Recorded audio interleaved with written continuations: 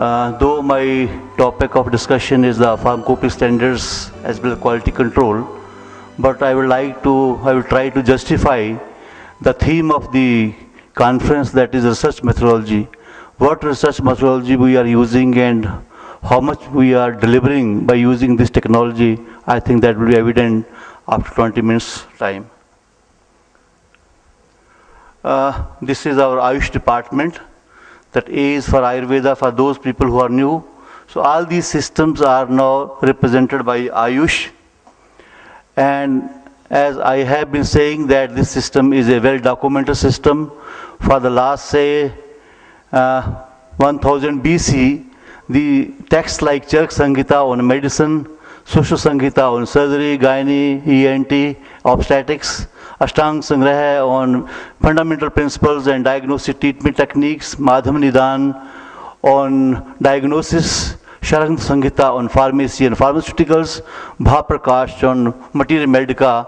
They are the Brihatrayi and Laghutrayi. They are the basis of what we are practicing for the last 3000 years.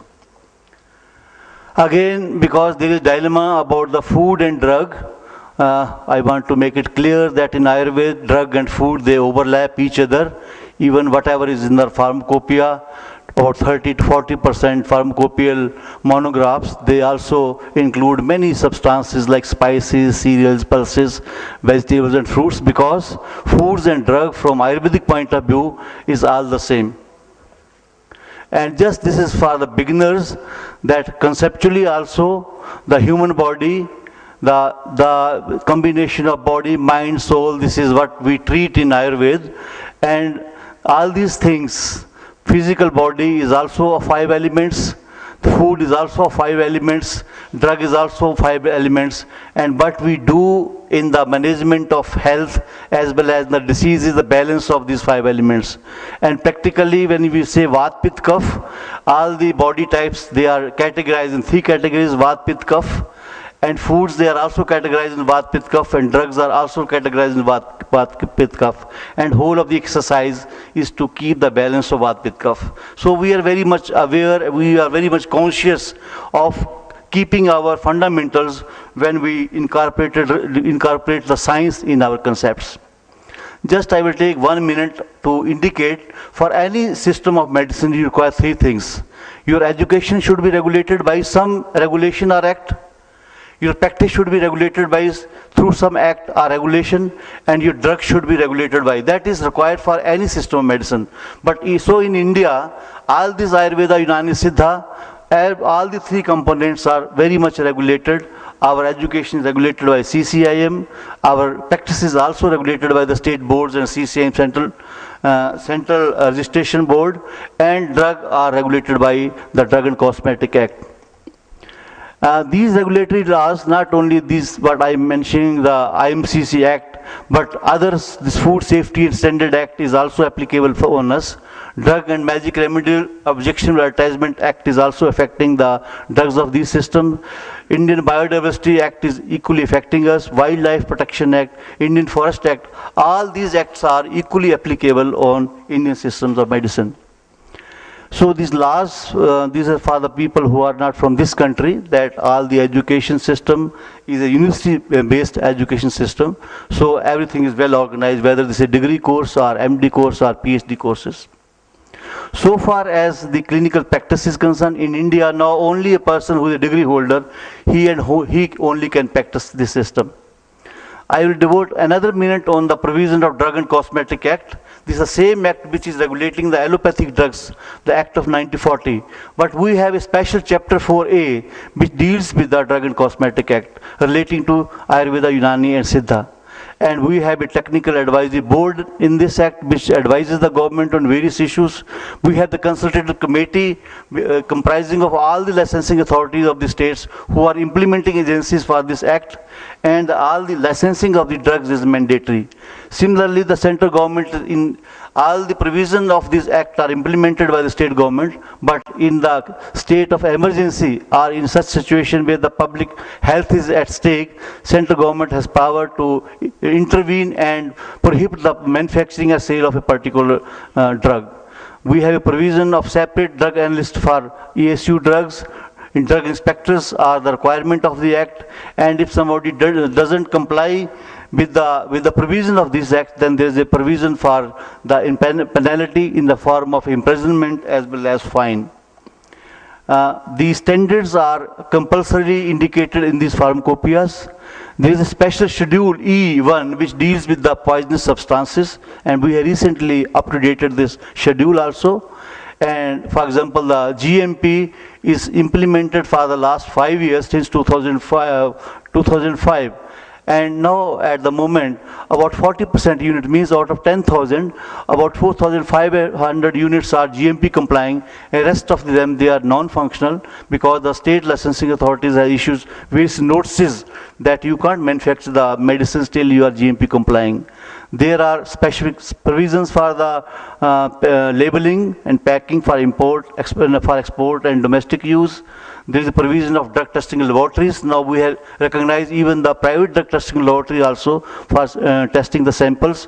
And now the testing is made compulsory if somebody want to export the material. We have also introduced the concept of pharmacovigilance, and our Jamnagar Institute is a national resource center for pharmacovigilance, and every state we have identified one college or one department where these cases of adverse reactions are reported. And now in the UG/PG education, we are introducing the concept of pharmacovigilance, because adverse reaction of a drug or a substance is equally applicable for ASU drugs also. I will be devoting some time on the quality standards and of ASU drugs, especially again today I will be talking on 5 issues. 5 issue means when you talk of standards and pharmacopoeia standard and quality, standards of the single drug, standards for the combination combined drug, standards for the minerals and metals, their methodologies. And 4th issue is the safety, how we are conducting safety trial, and 5th issue is the clinical efficacy. So 5 issues, all the research methodology we are incorporating for all the 5 issues. For example, in Ayush drug, because this is generally multiple ingredient, first of all we are to standardize and prepare monograph for single drugs.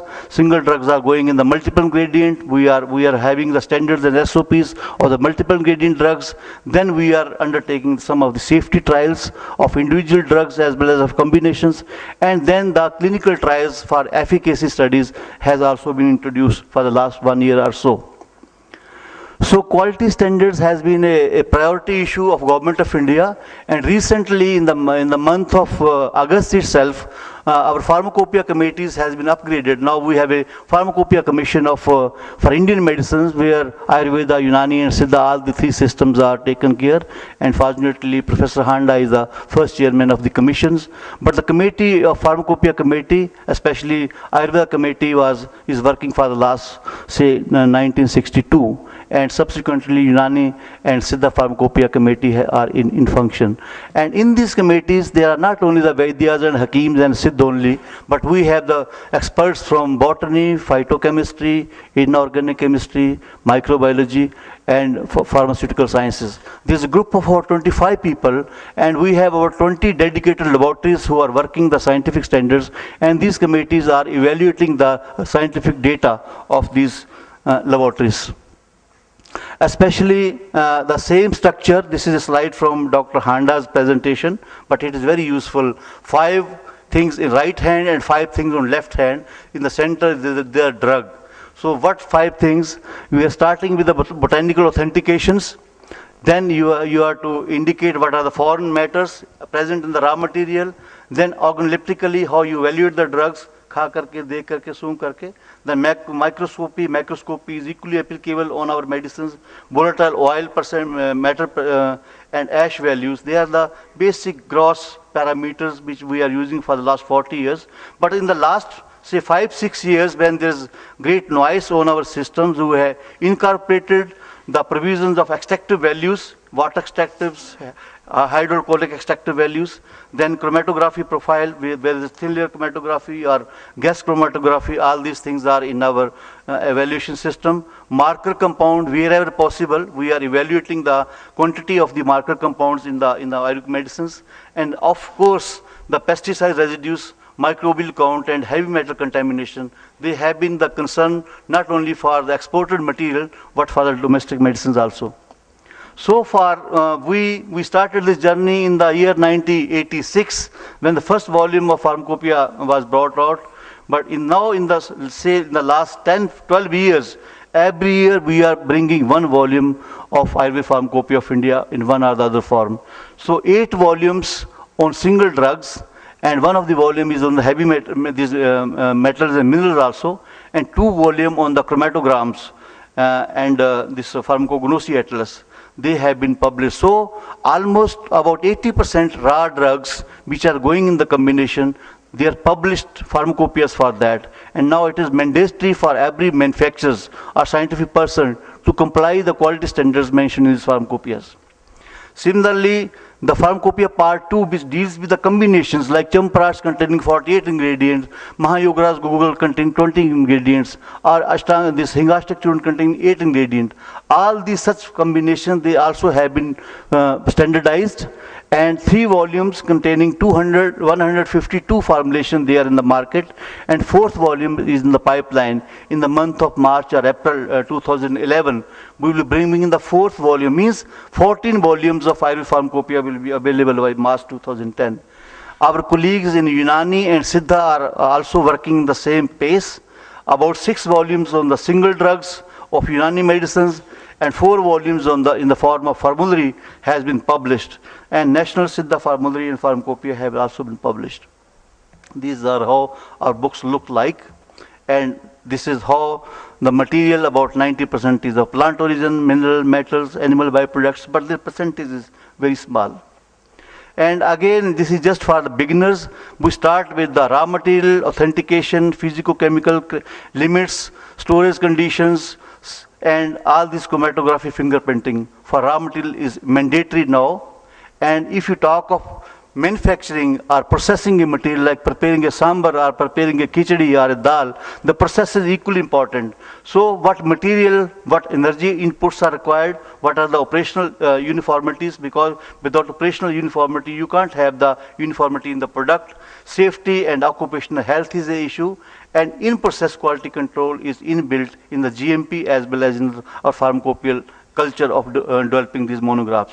The finished product is again analyzed for all physico-chemical as well as scientific parameters. This is how our monograph look like: identity, purity, and strength. This is assured by all these macroscopy of this material, and powders is examined, chemical constituents are examined, foreign matter, total ash, insoluble ash, alcohol soluble extractives, TLC, and major assay of the active constituents they are analyzed. Again, the concept of ras guna virya vipak is a part of our pharmacopoeia, but this cannot be measured.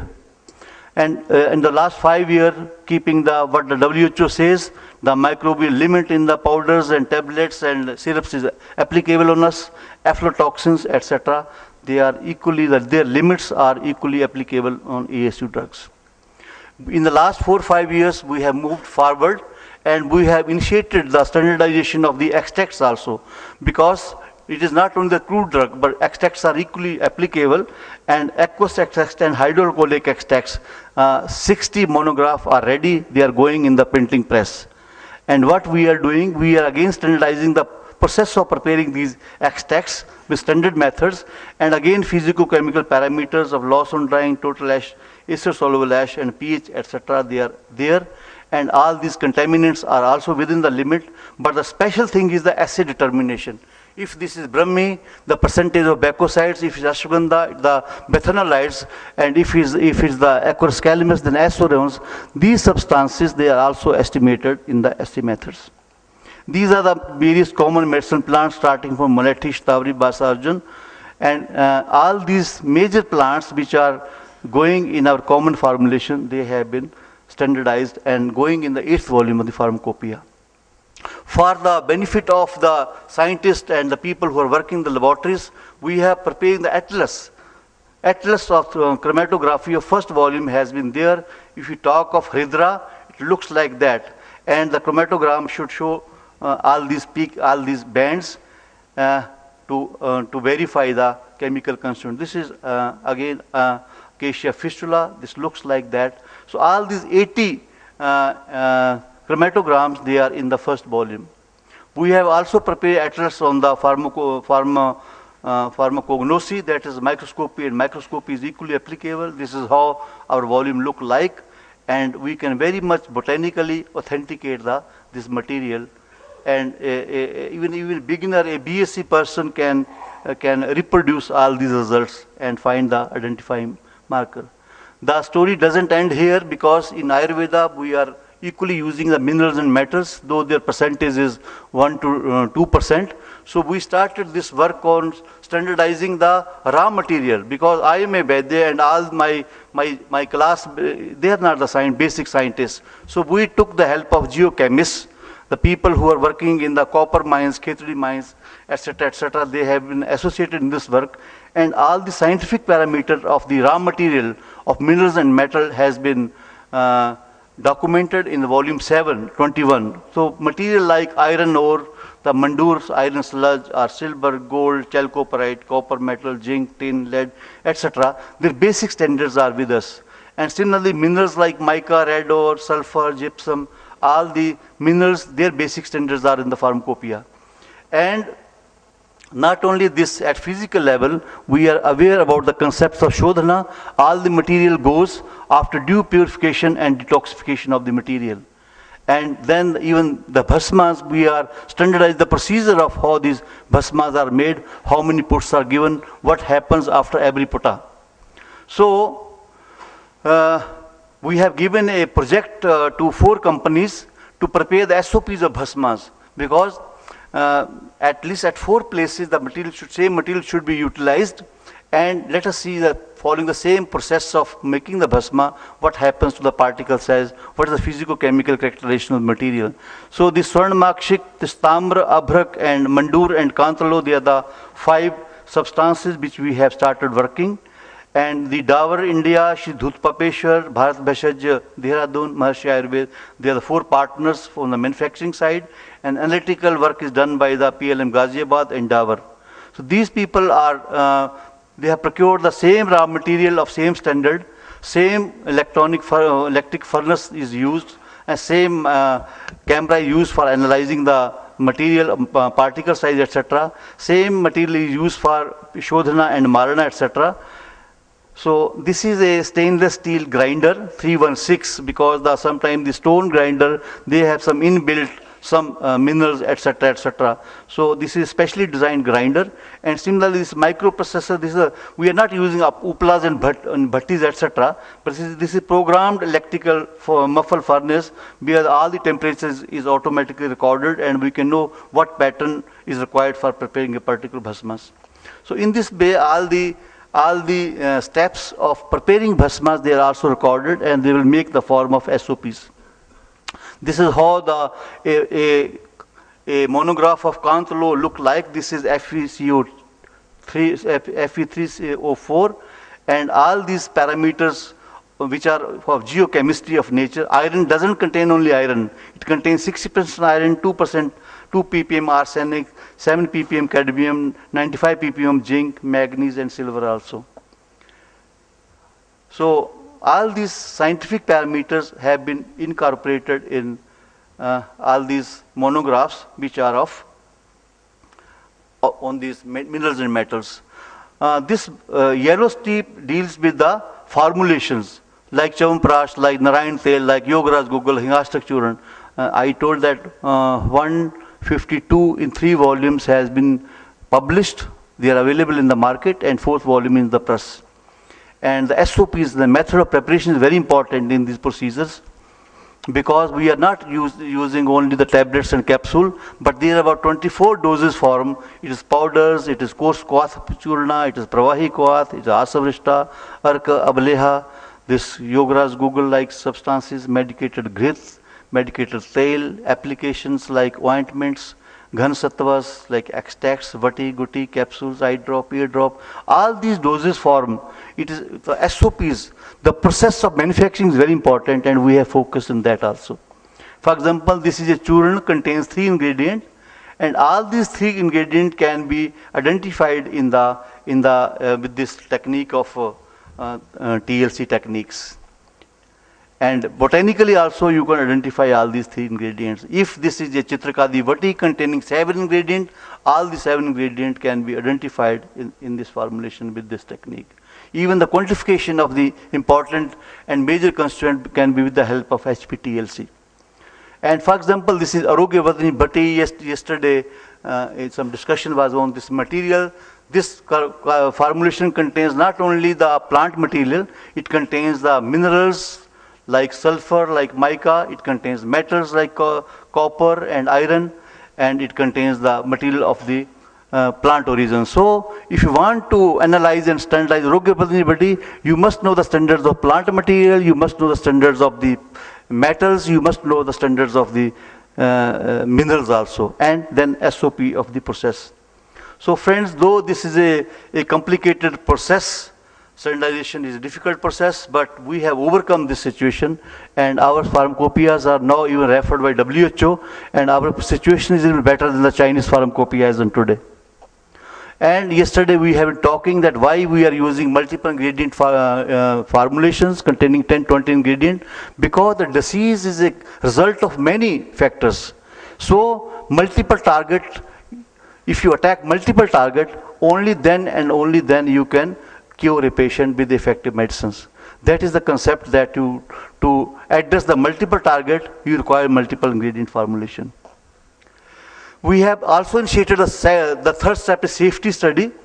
After this, it was the JAMA articles who shaked us. So we analyzed all the material, 676 plant material from north, south, east, west, they were analyzed for heavy metal contaminations. And we established that if you really wash the material before using in the formulation, you can get rid of the heavy metal contaminations. In 98% cases, only 2% cases, it is essentially to take some other measures, but washing the material before using in the medicine was a lesson which we learned that you can get rid from the contaminants. So far toxicity is concerned, all the 8 Ras Aushadhis, the herbometallic formulations referred in JAMA article, they were studied in IHCT Hyderabad, CDR Lucknow and IIM Jammu for their safety study. These are the Siddh Makardhwaj, Mahayogaraj, Google Bil Swarn, Lakshmi Vilasas, Arogya Vadani, Rasmaniki, Kajali, Vasant Kusmakar and Rasandhur. 90 days safety study, we spent about 1.5 crore, but now we have established that all these medicines, although contain all these metals, but exclusively safe for human consumption.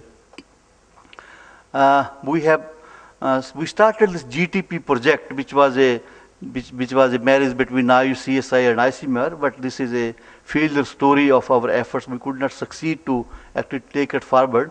But recently we have studied another initiative of clinical trial under the Pharmacopoeia Committee.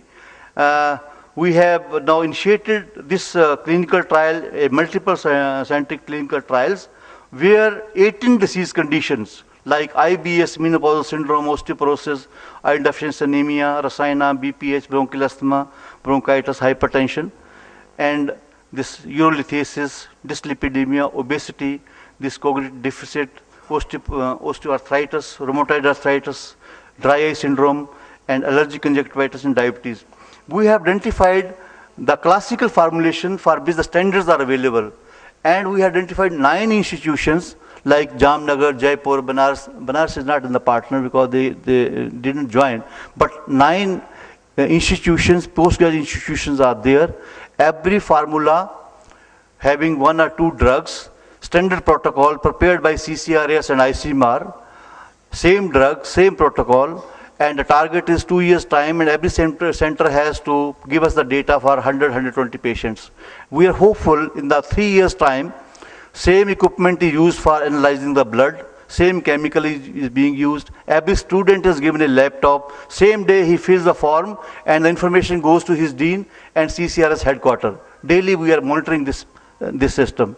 We are hopeful that this study, we are judiciously, we are observing this material, this methodology, how these medicines how with this technique we can generate the data of the efficacy also. We have also initiated some other issues, for example, with the help of quality